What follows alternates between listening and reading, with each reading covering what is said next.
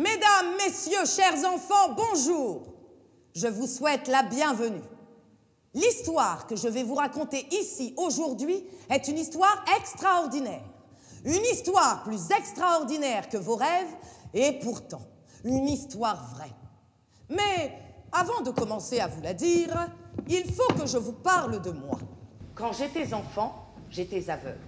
Je n'y voyais rien. Mes yeux n'ont appris à voir clair que très tard, bien après que mes jambes eurent appris à marcher.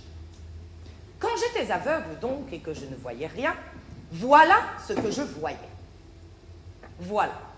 Voilà ce que je voyais autour de moi quand j'ouvrais les yeux, c'était ça, le noir. Pas très gai, n'est-ce pas? Du coup, dans ma tête, je voyais énormément de choses. Ce qu'il y avait à l'intérieur de ma tête, par exemple, c'était ça. Ou bien encore ça. Ou ça. Vous voyez? Finalement, toute une compagnie. Une compagnie qui est encore à mes côtés aujourd'hui.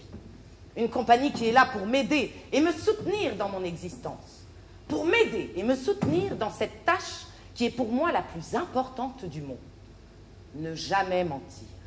Ne jamais vous mentir. Ne jamais dire autre chose que la vérité. Ne jamais sortir de la vérité, ne jamais dévier de la vérité. Ne jamais dire aucune chose, aucun mot, aucune parole qui ne soit la plus pure et la plus étincelante des vérités. Car vous le découvrirez vous-même grâce à cette histoire, mesdames, messieurs, chers enfants, vous le découvrirez, rien n'est plus important dans la vie que la vérité. Oui, rien n'est plus important que la vérité. Rien n'est plus important que de vivre dans la vérité. Mon histoire commence comme ça. Je connaissais un homme qui n'avait jamais eu d'enfant, ni même de femme d'ailleurs, car il était timide. Cet homme, un jour, se réveilla en pleine nuit dans sa chambre. Se réveilla en pleine nuit car il avait froid, comme toutes les nuits d'ailleurs. En ouvrant la porte de sa maison, cet homme se rendit compte que malgré l'hiver, il faisait moins froid à l'extérieur de chez lui qu'à l'intérieur. Il resta donc là un moment, dehors, à regarder le jour se lever, sans penser à rien, comme ça lui arrivait souvent. Cet homme avait perdu tout contact avec les autres et ne voyait plus personne, excepté un arbre qui était planté juste en face de chez lui. Cet arbre n'était pas fait du même bois que les autres. C'était un arbre maigre. Comme d'habitude, ce matin-là, on vit cet homme engager avec cet arbre une sorte de longue conversation sérieuse et incompréhensible. Et ce matin-là, il eut même l'impression que cet arbre lui répondait. Une nuit, une tempête imprévisible survola la région et l'arbre en fut très atteint. L'homme se dit qu'il avait eu beaucoup de chance. Mais il était surtout très triste, évidemment, devant un tel spectacle. Ce jour-là, en voyant cet arbre ainsi abattu, il se mit à réfléchir, et il prit une des plus grandes décisions de toute sa vie. Il découpa un morceau de cet arbre qui était tombé et le ramena chez lui. Son idée était de sculpter à partir de cet arbre et de son imagination quelque chose. Une chose la plus ressemblante possible à un modèle humain et qui pourrait lui tenir compagnie pour le restant de ses jours. Il se mit au travail. Mais vraiment, cet arbre n'était pas fait d'un bois tout à fait ordinaire. Dès les premiers instants, malgré sa grande concentration, il crut entendre comme des voix. Par moments, il crut même ressentir des yeux qui l'observaient parfois. Au bout de quelques jours, il vint à bout de sa créature. L'homme travaillait avec beaucoup de talent et presque du génie. Et il avait l'impression que cette fameuse voix l'accompagnait toujours. désagréable, dis donc. C'était vraiment quelque chose de pas tout à fait ordinaire. Les journées passaient. Plus son travail avançait, plus il s'habitua à cette voix. Il se mit un jour à lui répondre. C'est encore long, j'en ai marre. Non, c'est plus très long. Ça va faire mal? Mais non. Et puis un jour, un matin, il eut carrément l'impression de voir sa créature. Cette créature qu'il avait confectionnée et réalisée de ses propres mains se lever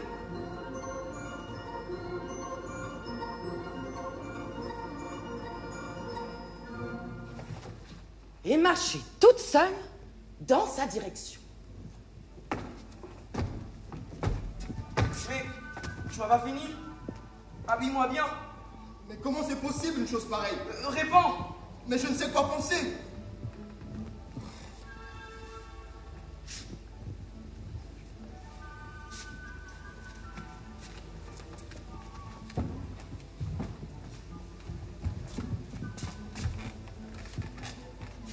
Voilà. Maintenant, j'ai faim. Donne-moi à manger, s'il te plaît. Je suis désolé, mon petit chéri, mais je n'ai rien à te donner à manger. Tout est vide ici aujourd'hui. C'est la catastrophe comme d'habitude. Je n'ai vraiment rien à te donner à manger. Bah, si tout est vide, tu remplis. Tu as des jambes, non? Tu vas jusqu'au magasin, tu achètes ce qu'il faut. Mais je ne comprends pas. Pour acheter dans les magasins, il faut avoir de l'argent. Et alors? De l'argent, je n'en ai pas. Rien. Zéro, néant, mon fils. Tu n'as pas d'argent? T'es pauvre? Oh là là là là là là là là, alors là, c'est pas vrai. Ah, c'est pour ça que c'est moche et triste ici. Je me disais aussi, mais qu'est-ce que c'est moche? On dirait une ferme. Je te dis, je ne veux pas tenir.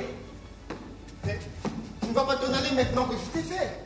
Alors donne-moi à manger, au lieu de rester là me regarder avec de gros œufs de poisson cuit. Réfléchis. Il faut que je me déplace. Si tu ne donnes pas à manger, je te dénonce. Ah, je suis vraiment désolé. Non.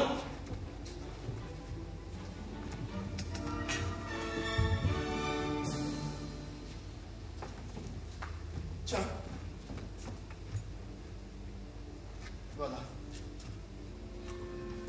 Excuse-moi, mon garçon. Je voulais te parler de quelque chose. Quoi encore? Maintenant que tu as mangé, il serait peut-être temps de réfléchir un peu, tu ne crois pas? Réfléchir? Mais oui. Je m'ennuie, c'est l'horreur ici et toi tu voudrais que je réfléchisse? Mais à quoi? Mais ce que tu vas faire plus tard dans la vie, tu ne vas pas rester là, ne rien faire. Tu me proposes quoi à la place? D'aller à l'école, par exemple. L'école?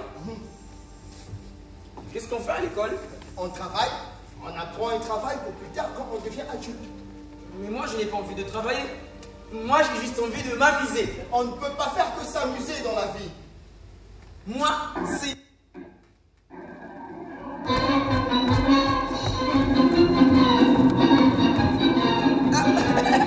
Ici on ne va pas à l'école. Pour apprendre un métier, on ne peut pas gagner d'argent. Comment ça? Mais oui, non. Pour gagner de l'argent, il faut aller à l'école. Pour apprendre un métier. Et c'est seulement quand on a un métier qu'on peut gagner de l'argent si on travaille vraiment bien. C'est quoi cette histoire? Eh ben oui, si je te le dis. T'es sûr? Mais oui, si je te le dis. Tu as raison. Je vais aller à l'école. Je vais apprendre les bases nécessaires pour apprendre comment gagner de l'argent. Ensuite, tu vas voir. Tout ça, ça va changer. Ah. Oh, mais c'est pas croyable. Oh. Donne-moi mes affaires d'école. Oh, mais quelles affaires? Je sais pas, donne-moi un livre que je n'avais pas à l'école comme un mendiant. Je n'ai pas de livre à te donner pour le moment. Non, mais tu recommences. Attends, j'ai une idée. C'est ça.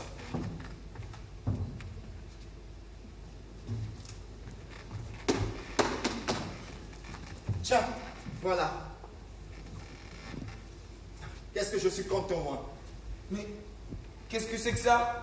C'est un livre que le voisin avait chez lui dans un carton. Il me le prête. Mais c'est pas un livre neuf. Mais non. Mais il est hors de question que j'aille à l'école avec un vieux livre et que je me ridiculise. Non, déjà que je fais les efforts, tu comprends rien. Mais je te l'ai déjà dit. Je n'ai pas assez de moyens pour t'acheter un livre neuf. Celui-ci te convient très bien, c'est juste qu'il n'est pas neuf, c'est tout. Il est hors de question que j'aille à l'école avec un vieux livre. Si j'ai pas un livre neuf, je retourne me coucher. Attends encore un peu, attends.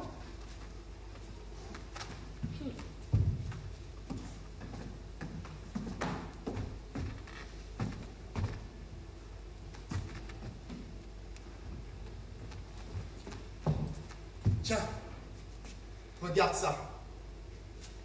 Oh, il est bien. En plus, il est beau. Merci, papa. Je suis content. Je suis content que tu sois content. Mais... Tu as fait quoi de ton manteau? Je ne sais pas. Tu as vendu ton manteau pour me l'acheter? C'est très gentil, ça. Tu vas voir. Tu ne vas pas le regretter. Donne-moi 15 jours que je trouve une solution à tous nos problèmes. Et qu'on déménage d'ici. Qu'on achète une maison avec une piscine et un garage. Et un chien. Et un chat. Oh, un chat et un chien.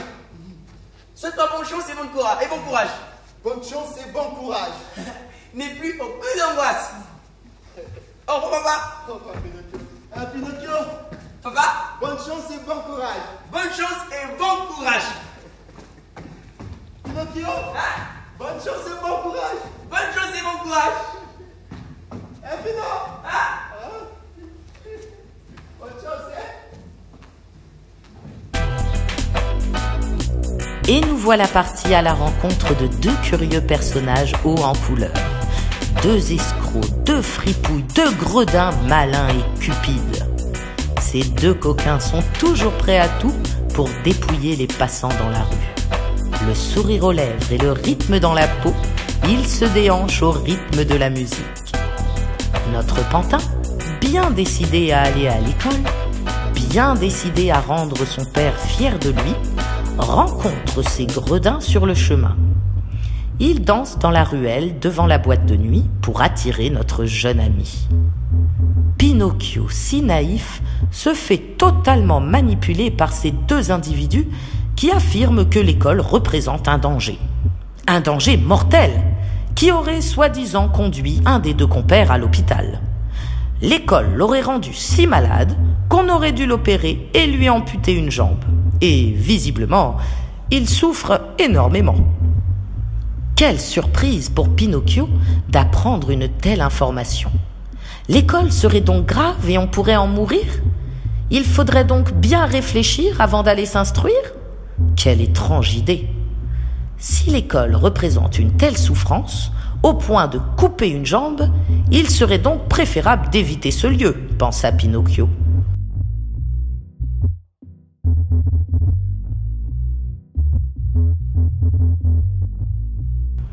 Nos deux fripons lui proposent donc de rentrer en boîte, s'amuser, se distraire et surtout oublier l'école. Mais évidemment, pour avoir le droit d'entrer, il faut d'abord payer.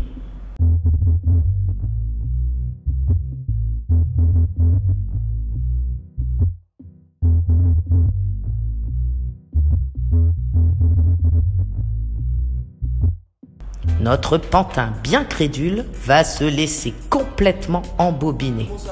Comment résister à autant d'amusement? Tu penses bien que c'est pas gratuit? Non. Tu n'as pas d'argent? Non. Tu ne peux pas rentrer alors, mon vieux. Il y a des gens qui travaillent à l'intérieur. Ces deux personnages ont l'air tellement heureux que Pinocchio aimerait lui aussi connaître un tel bonheur. Votre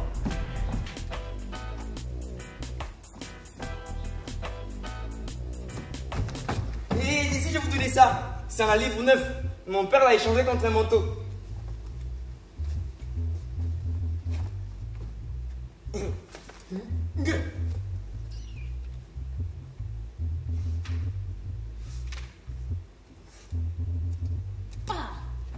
Pour te faire plaisir, je veux bien. Mais c'est vraiment pour te Il faire décide plaisir. donc d'entrer. Mais au même moment, la fée intervient. Tu ne devrais pas faire ça, tu sais. C'est pas très bien ce que tu fais. Qui c'est là? On t'a rien demandé à toi. Tu risques de le regretter un jour, tu sais. C'est pas bien ce que tu fais. Oh, on vous remercie.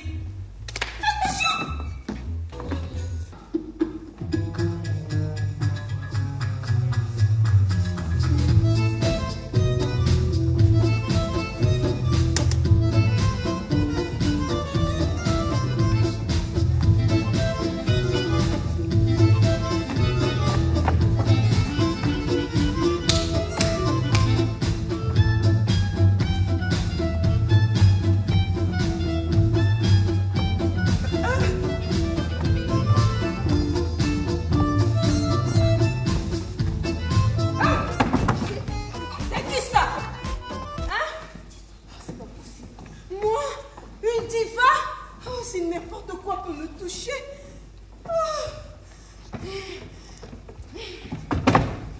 Ce pantin, qui n'avait évidemment jamais assisté à un spectacle quelconque de sa vie, tellement fasciné par la voix et par la beauté de cette personne qu'on appelle une vedette, s'était comporté donc comme un vrai sauvage en se jetant sur elle. Les personnes très importantes n'aiment pas qu'on les touche. Cela provoqua dans l'établissement un énorme scandale. La vedette menaça de partir dans un autre pays, en Amérique par exemple, car sa sécurité n'était plus du tout garantie, visiblement, si n'importe quel abruti pouvait se jeter sur elle. Le pantin fut emmené de force dans le bureau du directeur, qui avait demandé à voir de près l'énergumène qui avait provoqué tout ce désordre. Il avait dit... Le directeur était très énervé. C'était un homme très violent. Il hurlait. Il criait tellement que le pantin se mit à se liquéfier et se transforma en un véritable torrent de larmes.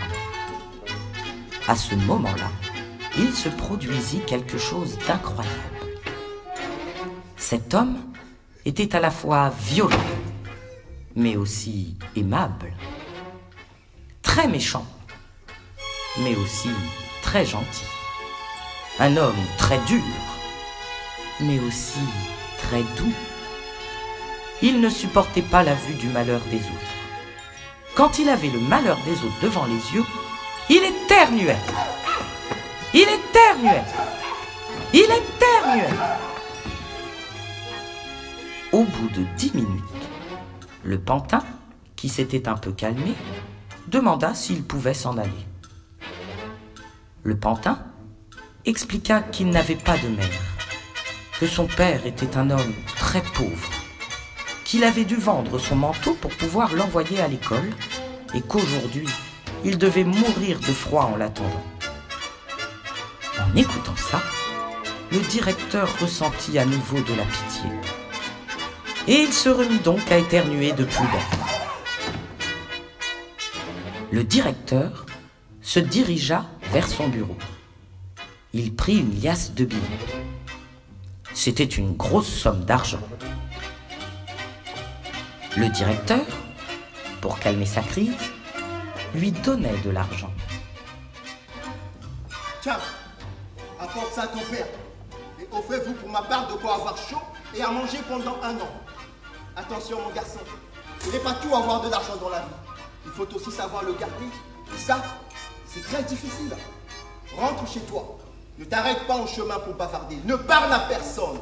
Rentre directement chez toi, chez ton père. Tu m'as bien compris? Bien sûr. Merci, monsieur. Merci.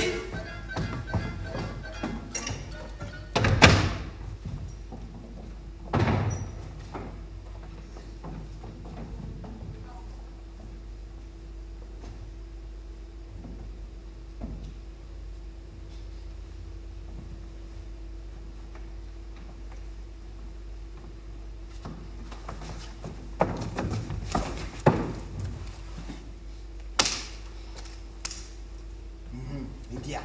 Rien. Oh, père. Et Ah, comment est-ce que ça va depuis l'autre fois? ça va pas mal. Ça va bien même. On s'est dit en te voyant, tiens, il a l'air d'aller bien à lui maintenant. On s'est dit, tiens, pourquoi on n'irait pas le dire après tout? À qui? Ben à toi. Hein? On s'est dit, on va aller lui dire qu'on est vraiment heureux de voir qu'il a l'air heureux, lui. C'est tellement rare de voir des gens qui sont heureux, hein. C'est vrai qu'avec ce qui m'arrive, ça ne sera pas normal d'aller mal même. Mais je ne sais pas si je peux en parler en fait. Oh, par rapport à certaines choses, il vaut mieux garder de la discrétion. Tu as entièrement raison. Oui, surtout sur des sujets qui touchent l'argent. Il faut être très prudent. Moi, je me méfie. L'argent? C'est ça que tu dis? Oui, par rapport à l'argent, il faut être très prudent et ne pas en parler avec n'importe qui. Moi, je me méfie. Moi, je vais être très prudent avec l'argent. Par exemple, c'est pas que j'ai l'argent sur moi et que je dois en parler à tout le monde comme si ça concernait le monde dans sa globalité. Tu as bien raison. Faut pas croire, mais je réfléchis quand même sur mes airs. Bon, je vous laisse. Oh bah oui, tu as raison. Bien sûr, hein. Je ne sais pas ce que tu en penses, mais j'aurais bien eu envie qu'on lui parle de ce que tu sais. Non, non, laisse-le. Il doit rentrer. On va pas le retenir plus longtemps, hein? Ok, bon ben, salut. Allez, rentre bien. De quoi voulez-vous me parler? C'est juste qu'on connaît depuis pas très longtemps d'ailleurs une sorte d'affaire, une sorte de combine qui n'est pas une combine d'ailleurs. Un moyen très simple et rapide de doubler l'argent qu'on possède de départ et même de tripler. Hein. C'est une opération vraiment simple qui n'est pas très connue pour le moment et qu'on ne veut pas trop faire connaître non plus. L'embête pas avec cette histoire. Ça l'intéresse pas. Il a déjà ses 50 000. Hein? Peut-être que ça lui suffit. Il n'a pas besoin de plus. Ça n'intéresse pas notre histoire. Non, non, non, non. C'est pas que ça m'intéresse pas. C'est juste que je suis un peu pressé, c'est tout. Bon, on t'explique vite fait alors. Il y a un endroit pas très loin d'ici où on pourrait t'emmener si tu veux. Un endroit un peu normal et ordinaire à première vue. Un terrain avec de la terre et de l'herbe.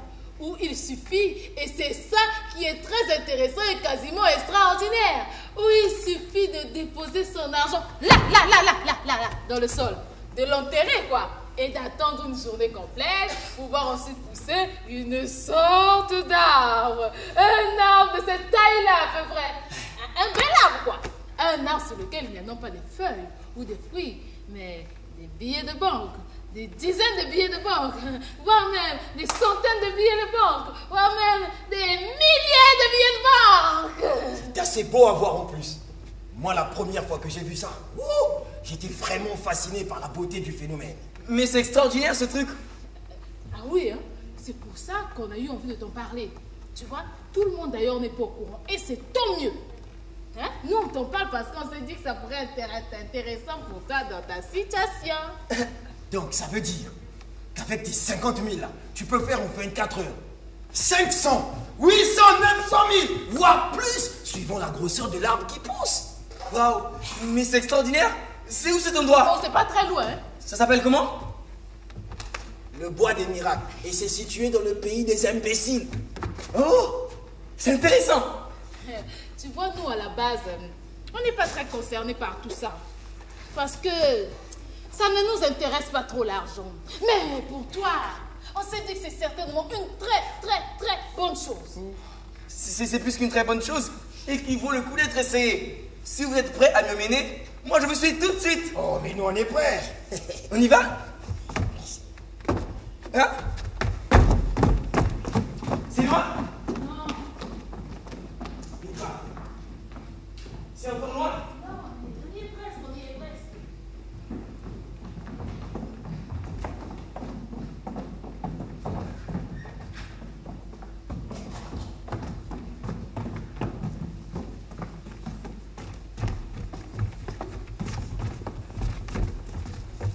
C'est là alors? Oui, c'est là. C'est ça? Oui, c'est le trou où tu vas mettre tes billets. C'est là, vas-y. Qu'est-ce que t'attends? Tu fais quoi? Il n'est pas un peu trop gros le trou? Mais non, il est bien. Il est même très bien. C'est exactement un trou comme ça qu'il faut faire. Mets ton argent maintenant, on te dit. C'est le bon moment. Vas-y. Allez, mets ton argent dedans. Ok, j'y vais.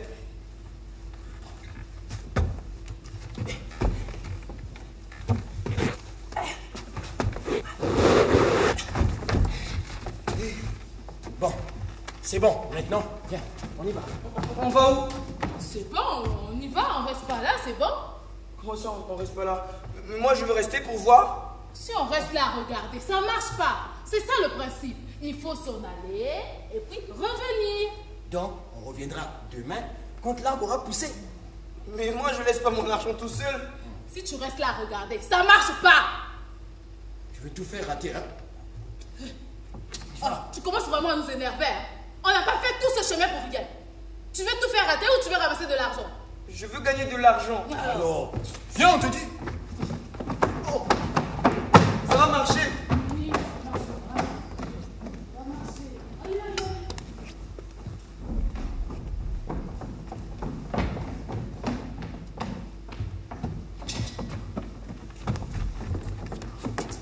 Viens, Santos.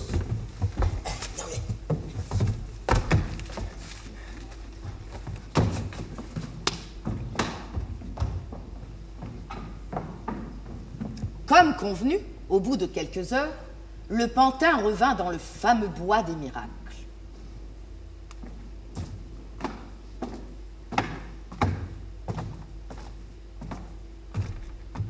Il est où l'arbre à billets? J'ai du mal compter, c'est ça. Je vais attendre un petit peu.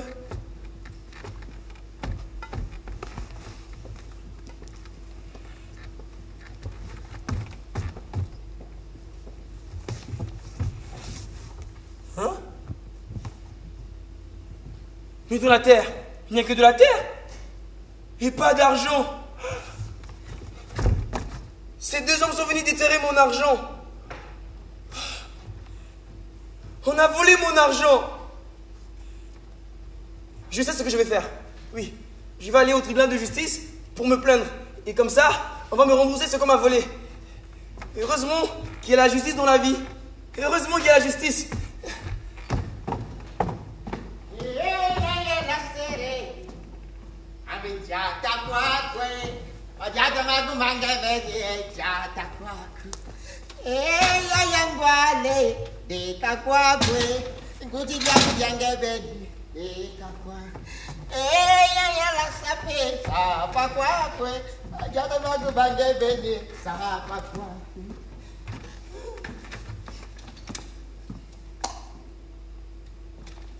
Quel est votre problème, jeune homme? Vous avez 1 minute 30 pour m'exposer votre situation de façon définitive. C'est simple. On a volé mon argent. J'avais de l'argent sur moi et on me l'a volé. Et j'ai très bien compris ce qui se passait. Et en plus, je connais les personnes qui ont fait ça. Il ne reste plus qu'à faire ce qu'il faut alors. Dans ce cas, ça va être on ne peut plus simple. Extrêmement simple. On a abusé de ma gentillesse. Et j'ai pleuré tellement j'ai mal. Je comprends très bien ce qui s'est passé. Vous êtes une de ces innombrables victimes de la société. Prenez besoin de me faire un dessin supplémentaire. Je compatis à votre malheur de tout mon cœur. Cependant, la question est réglée. Garde! Garde! Monsieur, emmenez-moi ce jeune homme qui a été trompé, sali et surtout lâchement atteint dans son innocence. Cette jeune personne qui est une des plus malheureuses victimes qu'il m'ait été donné de voir depuis très longtemps. Emmenez-le en prison. Hein? Où elle touchera sa peine. 6 mois d'enfermement complet dans le recueillement et le silence.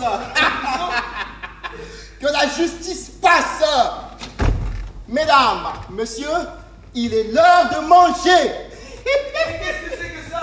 La justice est tombée, mon garçon. Elle ne se relèvera pas.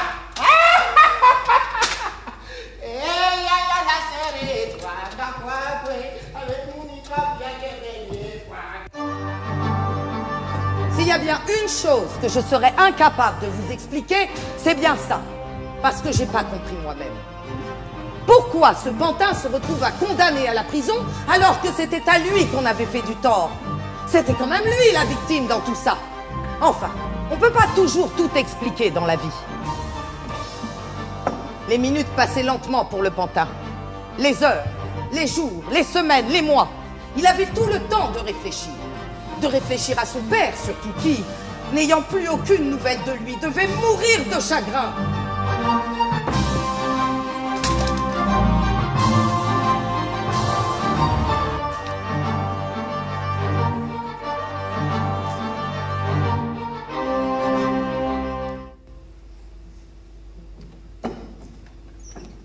Au bout de ces longs mois, quand on le mit dehors, le pantin n'avait pas le moral. Mais alors, pas le moral du tout. À la nuit tombée, il se retrouva en pleine campagne. Une nuit très noire et pleine de bruit. Il commençait à avoir peur comme jamais. Il pensait à ces histoires qu'on raconte aux enfants pour les effrayer. Ces histoires d'hommes qui rôdent dans la nuit. Ces histoires de meurtres dans la nuit.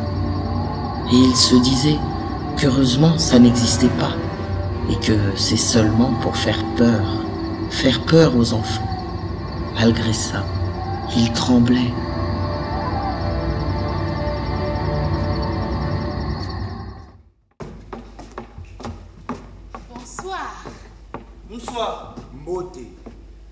Beau temps pour la promenade. La nuit est belle. La nature s'est endormie. Elle l'a bien mérité. Les petits lapins sortent de leur trou et courent dans les buissons. C'est beau. Écoutez, je ne vous connais pas. Je n'ai pas envie de le savoir en fait. Je viens de vivre une grande horreur de ma vie et je ne suis pas prêt à souffrir encore. Je veux juste rentrer chez moi. Je veux être heureux. Oh là là là là là là. Mais on n'est pas des ennemis du bonheur, nous. On est de simples meurtriers. N'aie pas peur. Nous n'allons pas te déranger très longtemps. Nous allons simplement t'égorger avec un petit tournevis, te couper en deux avec une scie rouillée, te brûler vivant, te verser du plastique fondu dans les yeux. Du plastique fondu? Boss. Jusqu'à temps que tu te décides à nous donner tout l'argent que tu as sur toi. À moins que tu n'en aies pas, que tu sois pauvre, un pauvre homme. Dans ces cas-là, nous t'épargnerons. Nous te laisserons vivre et rentrer chez toi. Nous ne ferons que te taper dessus un peu pour nous distraire. Monsieur. Car nous ne tuons pas les pauvres, nous sommes trop sensibles. Nous avons pitié de la misère. Tu ne réponds pas? Tu as perdu les mots? Je ne suis pas pauvre. Non? Boss. Vous avez une mauvaise vie, on dirait. Tu es riche alors, c'est ça? Oui. Je suis plus que riche. J'ai grandi dans un manoir avec une femme de chambre particulière. Oui. Mes parents ont fait fortune dans la vente du champagne. Et actuellement, je suis en voyage d'affaires. Oui. Je ne supporterai pas longtemps que vous me preniez pour quelqu'un d'autre. Ah. Tu as de l'argent sur toi donc, hein? Oui, qu'est-ce que vous croyez? Ah, nous en sommes ravis. Excuse-moi, Pinocchio, mais je ne comprends pas qu'étant donné la situation, tu montes de cette manière à ces gens. C'est ta vie qui est en jeu. Mais qui c'est celle-là? On ne l'a pas vu arriver. Pourquoi est-ce que tu ressens le besoin de mentir comme ça? C'est ridicule. Pourquoi est-ce que tu ne leur dis pas tout simplement la vérité? Le peu d'argent que tu as eu dans ta vie, tu te l'as fait voler il y a presque un an. Tu es pauvre et ta famille aussi. Ton père, s'il t'entendait, ça lui ferait de la peine, tu ne crois pas? Non mais écoutez là. Oh, ça va pas la tête. Faut se faire soigner, dis donc. Dégagez de ma vue. Vous me prenez pour quelqu'un d'autre. Je vais te laisser Pinocchio si tu le veux. Mais réfléchis.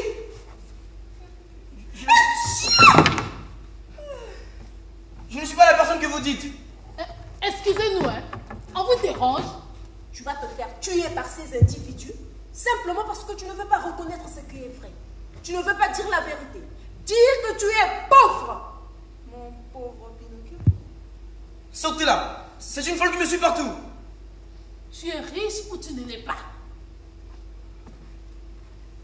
Je suis riche. Et je vous écrase tous avec mon compte en banque. Je m'en vais. Si tu as de l'argent, donne-le-nous. Jamais. Nous allons nous occuper de toi alors. Je n'avais jamais vu ça. Quelqu'un mentir jusqu'à en mourir. Je ne mens pas. Éteins ta lampe. Je n'aime pas voir la couleur du sang. Sors les couteaux. Ton argent, tu vas nous le donner. Au secours. Allez. Au secours. Allez. Oh. Passe. Tiens où? Passe. Passe.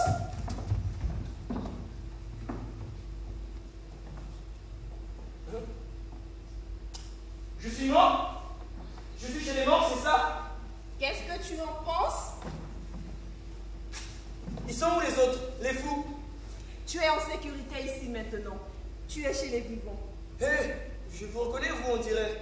Vous êtes bien habillés. Je suis heureuse que tu sois encore parmi les vivants. Vous m'avez sauvé la vie. Et j'ai eu pitié de toi. Moi aussi, j'ai eu pitié de moi. J'ai envie de vous embrasser. Tellement vous êtes belle. Reste allongé! n'es pas encore définitivement sauvé. Heureusement que tu n'es qu'un pantin d'ailleurs. Un vrai petit garçon n'aurait pas survécu à un traitement pareil. On est forts, nous, les pantins. Il faut même être très fort pour supporter tout ce que tu vis depuis un an. Depuis un an, je vis l'enfer, madame. La chance est contre moi. Mais ça va changer. Ça va changer. Tu n'as pas de chance, c'est vrai. Mais rien de tout ce qui t'est arrivé ne se serait produit si tu étais parti à l'école comme tu l'avais promis à ton père. Tu ne réponds pas. J'ai mal à la tête. Tu sais que ton père est très malheureux de ne pas savoir où tu te trouves en ce moment. Il est parti à ta recherche et il est désespéré. Je m'en fous. Ah bon? Je n'ai pas de père.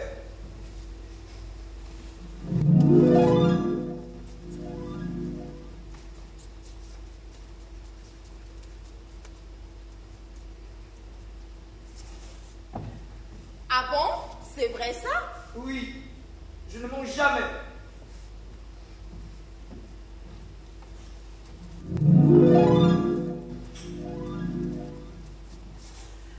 Je t'ai pourtant entendu mentir l'autre nuit en prétendant que tu avais de l'argent. Et alors, c'est la vérité, hein? Il m'arrive quoi? Mon nez! Mon nez! Il m'arrive quoi? Qu'est-ce qui se passe? Je ne sais pas. Est-ce que tu es sûr que tout ce que tu me dis est vrai? Évidemment, je sais ce que je dis. Je ne mens pas. Aidez-moi, madame. Il se passe quoi avec mon nez? Il faut que tu arrêtes de mentir. C'est tout simple. Ça fait mal en plus. Alors, il faut arrêter. Est-ce que tu n'en as pas marre de mentir comme ça? J'en ai marre et ça fait mal. Alors, il faut arrêter. Oui, je vais arrêter. Je vais rentrer chez moi, madame. Je vais revoir mon père. Il me manque. Et même s'il est pauvre, tant pis. Moi aussi, je suis pauvre. J'aimerais changer, madame. J'aimerais faire ce qu'on me dit de faire. Aidez-moi, s'il vous plaît. Aidez-moi. Bon, alors je vais réfléchir à ce qu'on peut faire pour toi. Mais est-ce qu'à l'avenir, tu arrêteras vraiment de dire n'importe quoi et de faire n'importe quoi? Je le jure.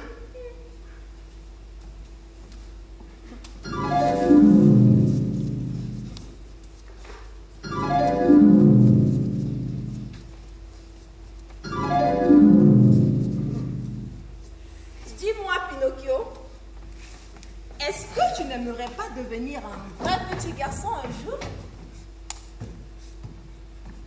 Un vrai petit garçon? Oui. Est-ce que tu n'en as pas marre d'être cette sorte de créature sans cervelle, qui ne réfléchit pas, qui finit en prison? Cette chose un peu ridicule, il faut bien le dire. Ce pantin, quoi, qui va au-devant de tous les malheurs. Ça ne te fatigue pas de ne pas être un vrai petit garçon? Si ça me fatigue, vous avez raison. J'en ai marre d'être ce que je suis. J'en ai marre d'être ce sorte de pantin. Ce clown. C'est nul. C'est parce que je suis un pantin que je fais n'importe quoi. Si j'étais un vrai petit garçon, un vrai être humain, ça me changerait, c'est certain. Vous croyez que je pourrais devenir un jour un vrai petit garçon? Oui. Comment est-ce que je dois faire? Il va falloir pour commencer que tu ailles à l'école, que tu travailles bien. Ça, c'est le commencement. Ensuite, tu fais une de ces têtes. Je vous l'ai déjà dit. Je n'ai pas envie de travailler, moi. L'école, c'est pas pour les gens comme moi. Chacun a sa personnalité dans la vie. Tu recommences à dire n'importe quoi? Tu sais, ça fait peur. Non seulement tu vas rester comme tu es, mais ça va certainement empirer. Je sais que j'ai raison. Essaye d'aller à l'école. Force-toi. Fais un effort. Travaille bien. Et je te promets que je ferai de toi un vrai petit garçon. Un magnifique petit garçon. Et une nouvelle vie commencera pour toi. Une vie heureuse. Tu verras. Tu veux continuer à vivre comme tu veux, c'est ça? Non. Et qu'est-ce que tu vas faire avec cette vie qui ne t'apporte que des problèmes et du désespoir à toi et aux autres? Si je pars à l'école, si je travaille, si je deviens sérieux, vous me ferez devenir un véritable petit garçon? Je te le jure, Pinocchio, si tu vas à l'école, si tu travailles bien, je ferai de toi un vrai petit garçon. Quand est-ce qu'on commence? Demain. Demain? Il suffit juste que je pars à l'école? Je vais aller à l'école. Moi, je me pose une question, mesdames, messieurs, chers enfants. Une question sérieuse. est-ce qu'on peut vraiment changer dans la vie? Quand on est papier, est-ce qu'on peut devenir du fer? Et inversement. Quand on est un caillou, est-ce qu'on peut devenir une fleur? Une fleur peut-elle se transformer en caillou? Vous voyez ce que je veux dire? Moi, je me le demande. Pinocchio pourra-t-il un jour devenir autre que ce qu'il est? Pinocchio sera-t-il capable de se lever tous les matins pour aller à l'école, sortir de son lit, alors que ce serait tellement mieux de rester couché et de dormir? Sera-t-il capable de ne pas répondre au professeur si on lui fait des reproches? Est-ce que vous croyez ça, vous? Aujourd'hui, plusieurs mois ont passé et vous allez avoir la réponse. Même si je crois que vous avez déjà votre petite idée, n'est-ce pas? Bien. La plupart des devoirs que je vous rends aujourd'hui sont des devoirs qui valent juste la moyenne, comme on dit. Et c'est triste. Triste à en mourir. Il y en a un parmi vous qui a dépassé toutes les limites permises et autorisées dans le cadre de cette école. Quelqu'un qui n'a pas très bien compris non seulement l'importance de l'école, mais aussi l'importance de la discipline. Ce personnage m'a remis ça. Ce que vous voyez là est exactement le devoir dans l'état dans lequel il m'a été remis. Incroyable, n'est-ce pas? Est-ce un emballage pour poisson? Une guirlande de Noël? Une serpillière? À cet individu qui va se reconnaître, je lui rends son devoir de la façon qu'il le mérite et l'invite à venir le chercher sous le regard de tous afin de signer son exploit au grand jour. J'attends.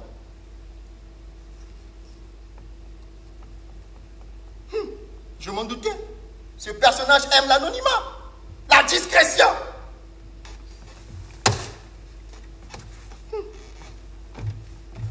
Bien, nous allons faire un détour vers le meilleur. Et c'est vers toi, Pinocchio, que je me tourne pour t'adresser mes félicitations admiratives. Voilà.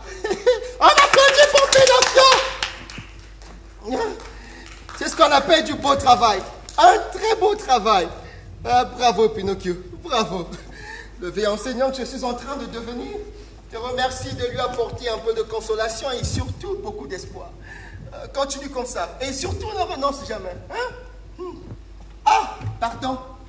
Je voulais juste te demander de me préciser une des réponses de ton devoir que j'ai du mal à déchiffrer, car ton écriture est fine. Racine carrée de 6 millions, multiplié par 150, divisé par 8.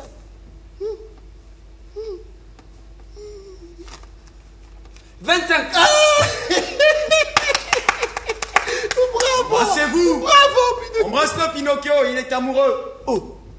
Qui a dit ça? Qui a dit ça? Je veux que celui qui parle se dénonce immédiatement! Je veux que celui qui parle se dénonce immédiatement. Ah! C'est vous, évidemment! C'est vous, évidemment. Arrêtez immédiatement! Arrêtez, évidemment, immédiatement. Taisez-vous! Taisez-vous. Sortez! Sortez.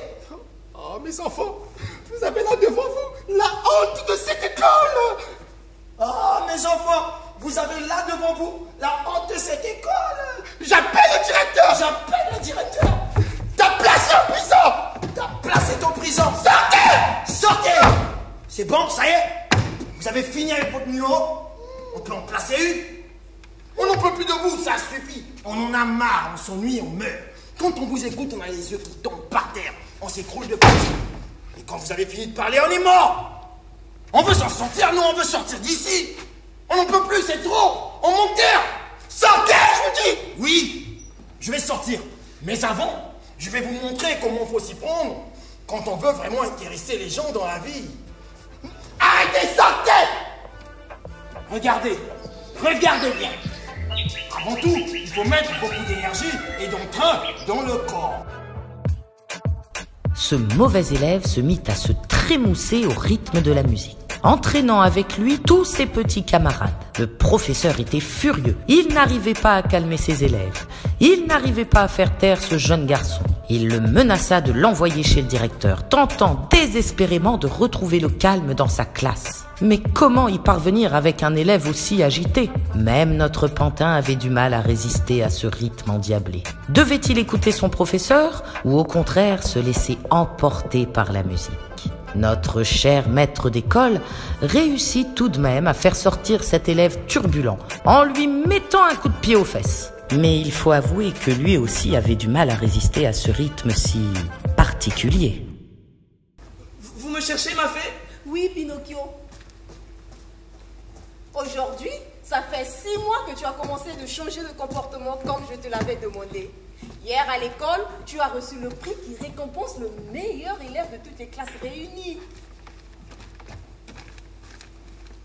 Tu deviens intelligent. Mais tu te comportes comme un enfant obéissant. Un enfant qui ne se laisse pas disperser et entraîner par les autres.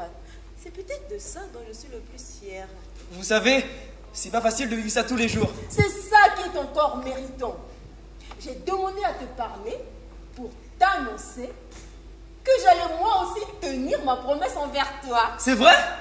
En effet, Pinocchio, dès demain, tu cesseras d'être un pantin pour devenir un véritable petit garçon. Waouh! C'est vrai? Si tu le veux toujours. Bien sûr que je le veux. Grâce aux pouvoirs qui sont les miens, ceux des faits, demain, tu cesseras d'être un pantin pour devenir un véritable petit garçon. Tu peux aller appeler tous ceux que tu as envie d'avoir autour de toi, tes amis, car ça sera une grande fête. Ça sera la fête de ta naissance, ta nouvelle naissance, la plus importante. Demain, je vais naître encore une fois. Et pour de bon cette fois-ci, je vais inviter tout le monde. Il est où mon ami? Mon ami? Hein? Mon ami! Master! Il est où? Eh oh! Mais tu es où?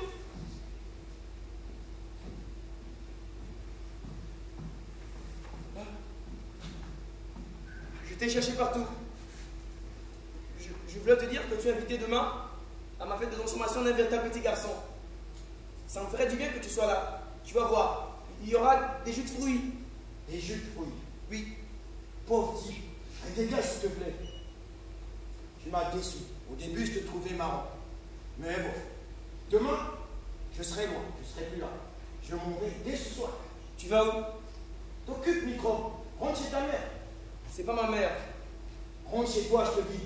Et oublie pas de te laver les dents. Tu vas où comme ça? Là, on vit vraiment. Un endroit où on vit pas. Tu sais comme ici. Un endroit où on ne s'ennuie pas. Dis-moi, toi, tu t'ennuies pas ici? Hein? Alors tu réponds pas.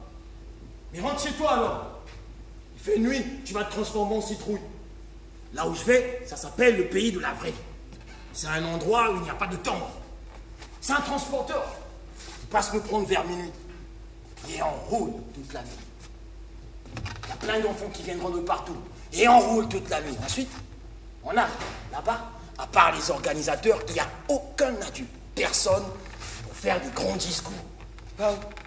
Qu'est-ce qu'on fait là-bas? Là où Eh tu bien, vas? on vit, on est adulte, on se couche pas, on fonce sa main, il n'y a pas d'école, il n'y a pas de parents, il y a que des journées de temps libre.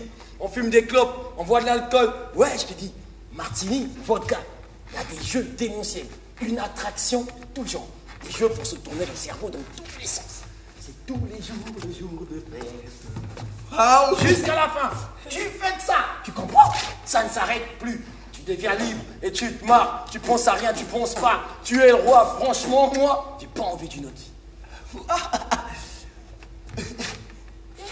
Ouais, mais non, je pourrais pas venir. J'ai promis d'être sérieux. C'est ça. Continue à être sérieux. Et surtout, prépare bien ta retraite. Hein. Et ton cercueil avec. Pour le cimetière. Bon ben, salut. C'est bon? C'est bon, Minus. Mais pourquoi tu viendrais pas plus tôt? C'est pas possible. Bon, mais viens pas aller. Salut. Non, attends. Attends quoi? Attends. Tu viens ou tu ne viens pas? Si tu veux venir, viens. Mais dépêche-toi. Je sais pas. Bon, mais salut alors. Non, attends. Je Quoi? viens. Voilà. Voilà, ça c'est une grande décision. Une décision d'homme. Tu vas voir. Là-bas, tu vas pas t'ennuyer, je te jure.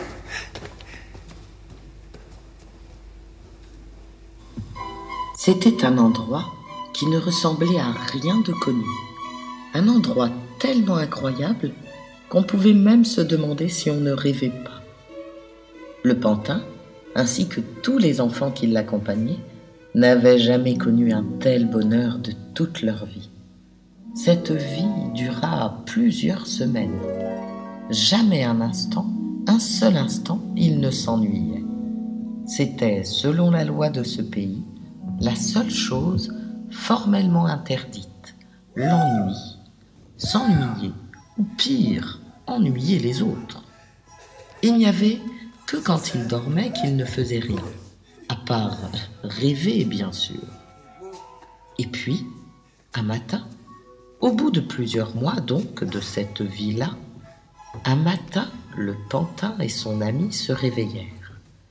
Se réveillèrent comme chaque matin, dès le premier rayon de clarté, alors qu'il faisait presque encore nuit.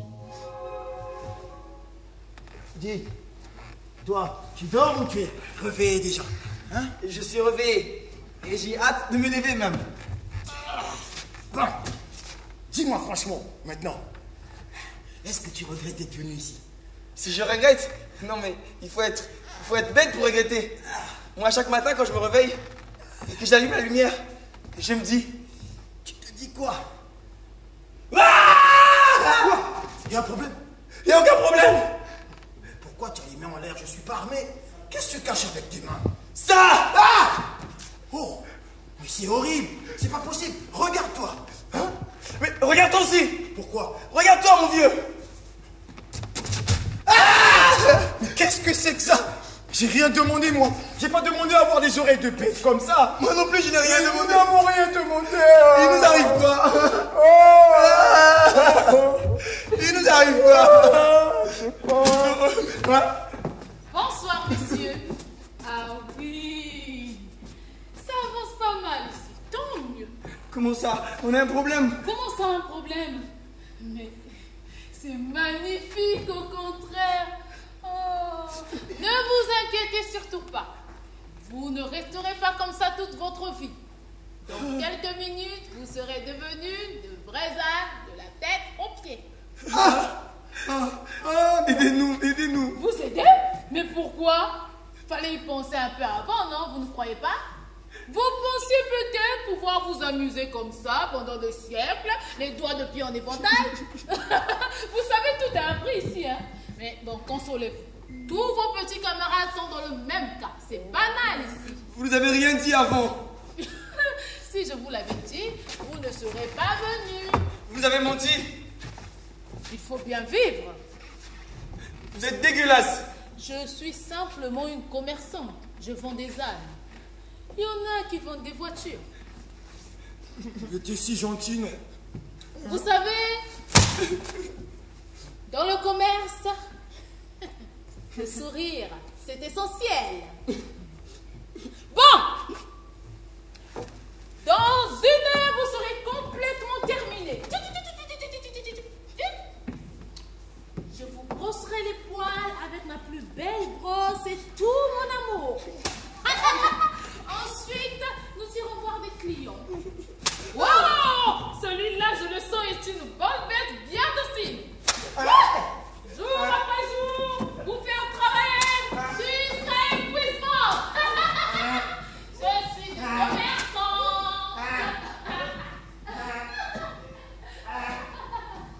Après cette nuit d'enfer, on vendit le pantin à un fabricant de tambours qui utilisait justement la peau des ânes pour en faire la peau de ses tambours. Le fabricant emmena le pantin. Il allait le jeter dans la mer pour le noyer et récupérer son joli pelage. Près d'une petite falaise, il lui accrocha une corde à la patte pour pouvoir le remonter ensuite, l'embrassa et le jeta dans le vide.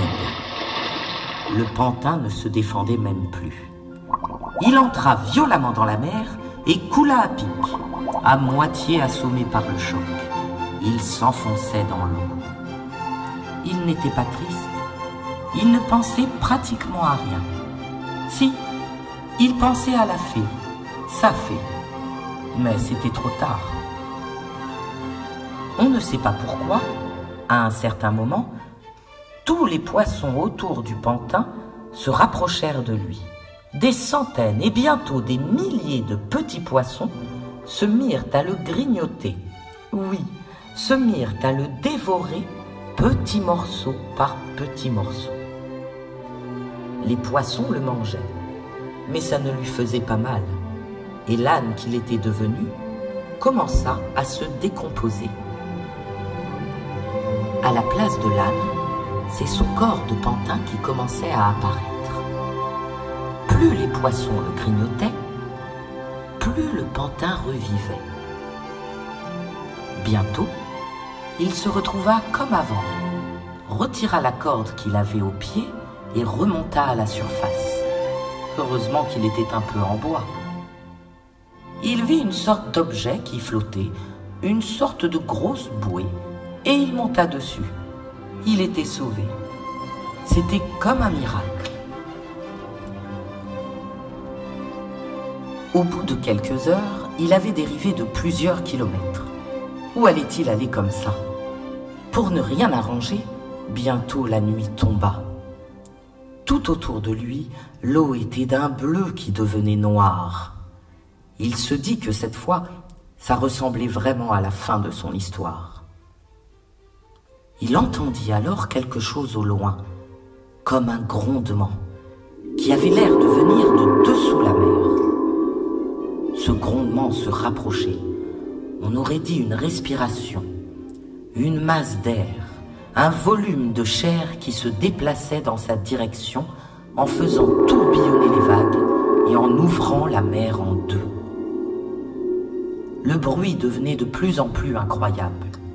Il vivait ses derniers instants peut-être. Il pria pour ne pas souffrir.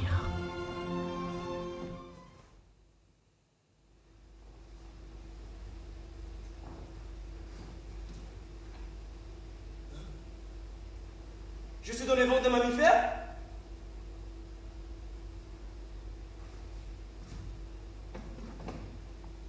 Oh ouais! Y a quelqu'un?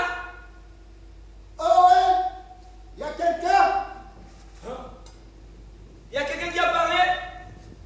Y a quelqu'un qui a parlé? Est-ce que j'ai entendu quelqu'un parler? Est-ce que j'entends quelqu'un parler? Mais je reconnais cette voix. C'est toi, papa? C'est toi, mon fils? Papa! Mon fils?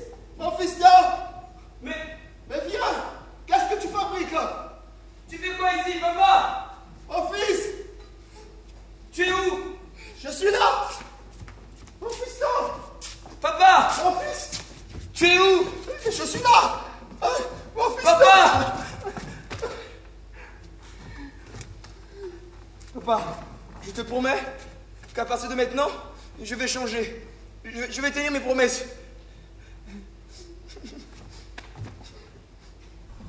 Le pantin, qui avait fait la promesse de devenir quelqu'un d'obéissant et de respectueux, avait quand même l'air un peu triste. Était-ce seulement à cause de l'odeur qui était difficilement supportable? La nuit, quand son père dormait, le pantin, lui, n'arrivait pas à trouver le sommeil. Il n'arrivait pas non plus à trouver le silence. Il n'arrivait pas à se taire. Il ne pouvait pas s'empêcher de continuer à parler, parler, parler, parler, parler, parler, même tout seul. Une nuit, alors qu'il était en train de parler tout seul pour la 350e fois, peut-être la même histoire, une nuit, il se rendit compte que le monstre commençait à devenir nerveux. En fait, depuis déjà 3 semaines que le pantin ne s'arrêtait jamais de parler, même pas la nuit, la bête, elle, ne parvenait plus à trouver le repos. On avait également l'impression que la voix du pantin si particulière et ses histoires à répétition si folles et si incohérentes, nuit après nuit, commençaient à lui donner le tournis. Et même plus que ça, à lui taper sur le système nerveux. Le pantin s'en rendit compte. En effet, quand il se taisait, la bête se calmait. Et quand il recommençait à parler, la bête s'agitait comme si elle n'en pouvait plus de quelque chose et cherchait à se débarrasser d'un poids qu'elle avait sur l'estomac. Le pantin se rendit compte que ce poids, c'était lui.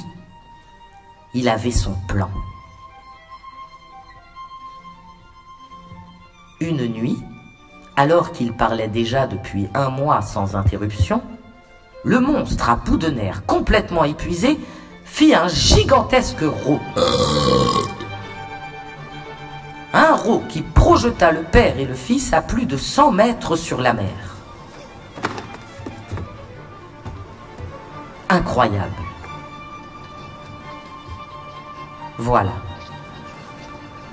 C'est donc ainsi que le pantin, grâce à sa ruse et à un de ses principaux défauts, le bavardage, réussit à trouver le moyen de se faire expulser du ventre de la bête.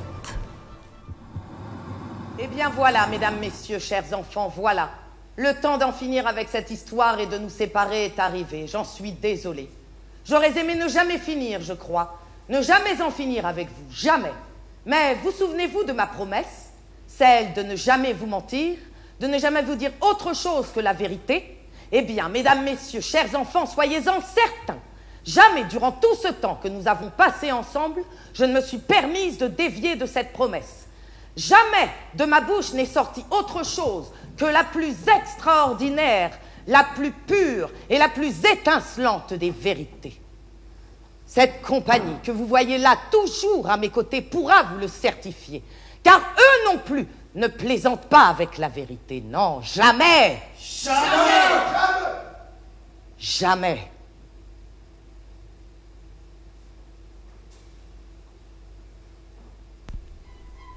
Pour en finir donc, un jour que cela faisait plusieurs mois que le pantin, qui avait un nom maintenant, le nom de Pinocchio, était rentré avec son père dans leur maison, un jour donc que le pantin Pinocchio allait sortir avec son père pour se rendre à un grand spectacle de musique qui se donnait en ville, le père appela son fils.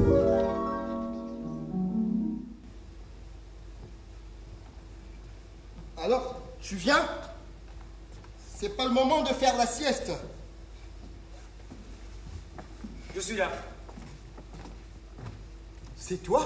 On ne sait pas pourquoi, on ne sait pas comment cela s'était passé, alors qu'il n'avait de nouvelles de la fée que par la poste, Pinocchio était quand même devenu un véritable petit garçon. Cela ne s'était pas fait d'un coup comme ça, comme par magie du jour au lendemain. Non, cela s'était fait peu à peu, progressivement et à son rythme, jour après jour. Tellement progressivement que même le père ne s'en était pas rendu compte tout de suite. Il ne l'avait pas vu arriver. C'était seulement aujourd'hui, dans son joli petit costume pour sortir en ville, qu'il le voyait vraiment, qu'il voyait que son fils était vrai. Tu es beau. Tu es très beau. Merci, papa. Quand j'étais une marionnette, j'étais marrant. J'étais marrant quand j'étais un pantin. Mais oui.